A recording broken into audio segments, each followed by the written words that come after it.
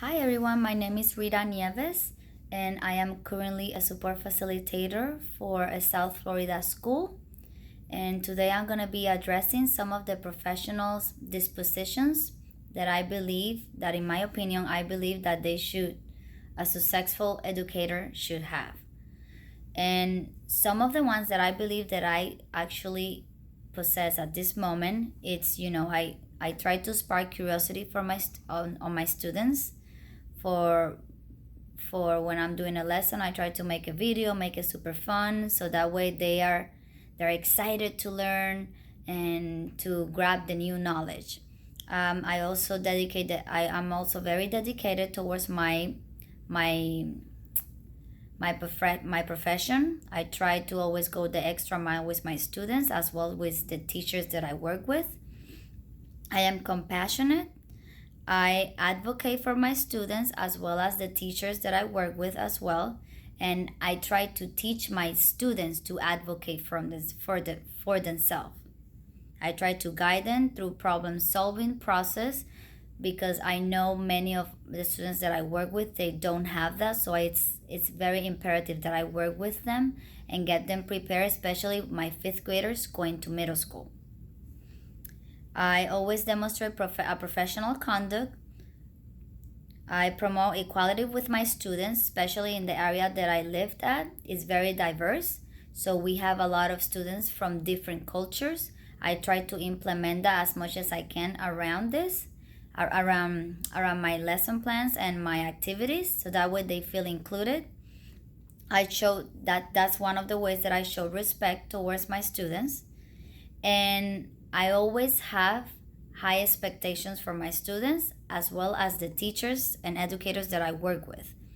I believe that they are special needs, but I believe they can do more than many of the teachers think that they can do.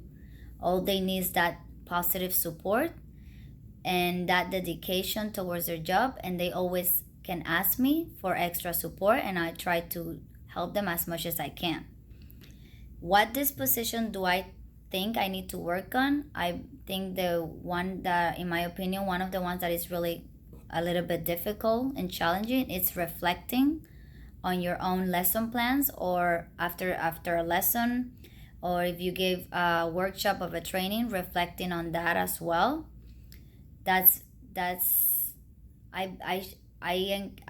see that's very difficult, but it's because you have to manage, as a professional, you have to manage your time very wisely.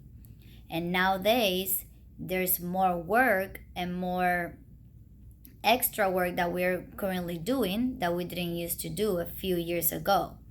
So time management is a must for an educator nowadays, especially if you want to reflect, because you want to reflect, you want your feedback, you want to be able to understand, how come I didn't reach these students, what can I do different, and do your research and try to find another way to teach the lesson.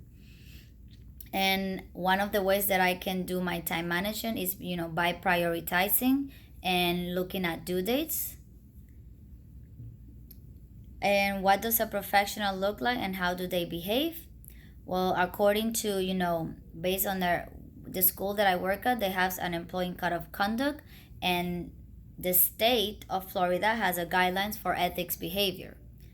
And for based on that, they expect you to be on time, to be highly organized, to be able to communicate effectively, not just with educators and students, as well with parents, be able to be knowledgeable and be a problem solver. And if you're not able to solve that problem at the moment, you can tell them, it's I don't have the answer for you right now, but I will get back to you and do your research.